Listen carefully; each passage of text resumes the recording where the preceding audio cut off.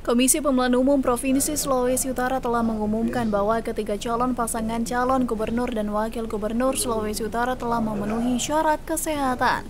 Ketua KPU Sulut Kenli Poluan mengatakan pihaknya telah berkoordinasi dengan LO dari ketiga pasangan calon tersebut terkait hasil pemeriksaan kesehatan. Dan dalam penyampaian kami bahwa ketiga bakal pasangan calon itu dinyatakan memenuhi syarat kesehatan, baik bakal pasangan calon Julius Silvanus dan Dr. Victor Mailangkai, Eli Engelbert Lasut, ME dan Hani Yospayo, SE, juga Stephen Octavianus Kando dan Letnan Jenderal TNI Purnawirawan Alfred Deni Tuweze.